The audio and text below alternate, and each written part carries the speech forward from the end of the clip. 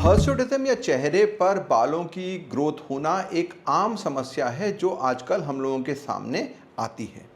लगभग 15 से 20% लड़कियों को यह समस्या किसी न किसी रूप में प्रभावित करती है। पीरियड शुरू होने के कुछ वर्षों के बाद हार्मोनल इम्बैलेंस लड़कियों में एक आम मुद्दा होता है, जिसके कारण कुछ मात्रा में बालों की ग्रोथ हो सकती है। और हर लड़की जो हमारे पास हर्सुटिज्म के साथ आती है, उसे कुछ खास जांचों की या उपचार की आवश्यकता नहीं होती।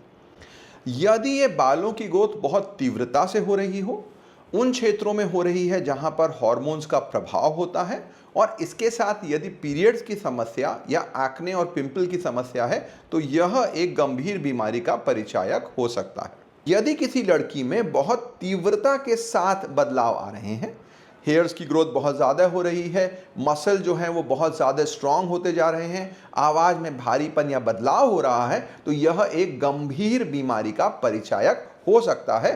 बालों की ग्रोथ का नियंत्रण मूलतः टेस्टोस्टेरोन या एंड्रोजन हार्मोन्स के द्वारा होता है।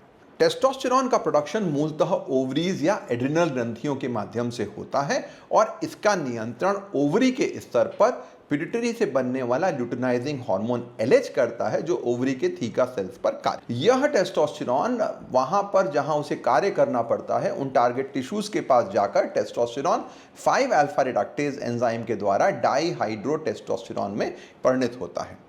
यह डाईहाइड्रोटेस्टोस्टेरोन एंड्रोजन रिसेप्टर्स पे काम करके बालों की ग्रोथ करता है। लड़कियों में एंड्रोजन्स का प्रभाव सिर्फ चेहरे पर या अन्य क्षेत्रों में बालों की ग्रोथ तक सीमित नहीं होता। इसके कारण पिंपल या एक्ने, इसके अलावा बालों का गिरना, जिसे हम एलोपेशिया कहते हैं, की समस्या भी इससे जुड़ी होती है।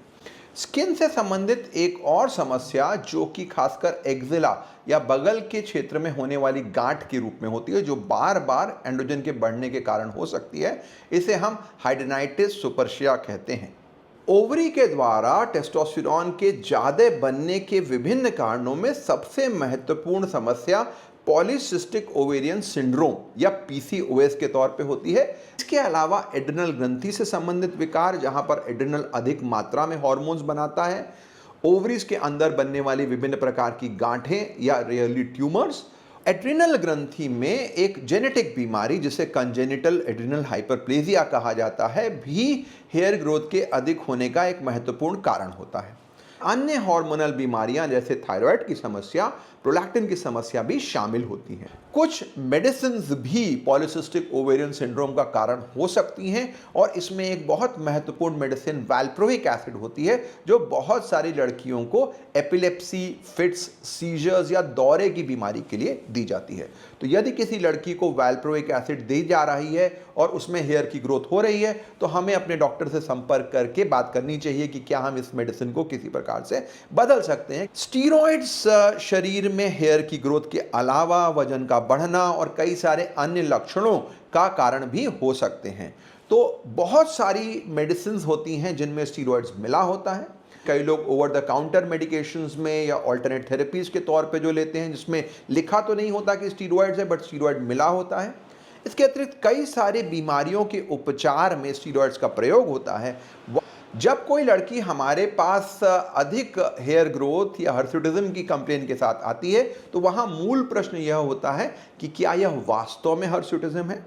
यदि हर्सुटिज्म है तो क्या इसका कोई कारण है, और फिर उसका हमें किस प्रकार से आगे जांचें और उपचार करना चाहिए। हर बालों की ग्रोथ हर्सुटिज्म या हार्मोन डिपेंडेंट नहीं होती।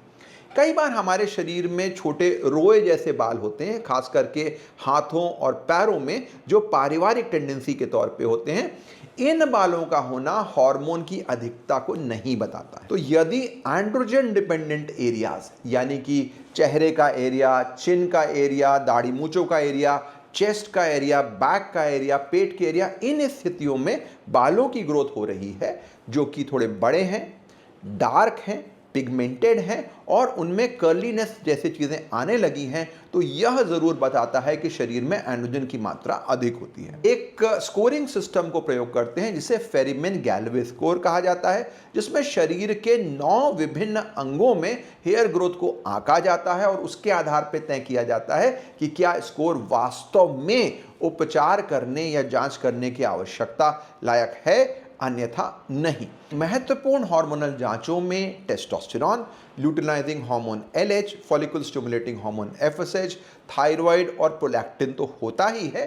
उसके अलावा हमें इंसुलिन रेजिस्टेंस से संबंधित जांचें यानी शुगर की स्थिति यानी खाली पेट और ग्लूकोज देने के बाद शुगर की जांच, लिवर फंक्शंस, फैटी लिवर को देखने के लिए ब्लड प्रेशर से संबंधित जांचें अत्यधिक इंपॉर्टेंट होती हैं। कई सारी हार्मोन जांचों में सावधानी बरतनी आवश्यक होती है।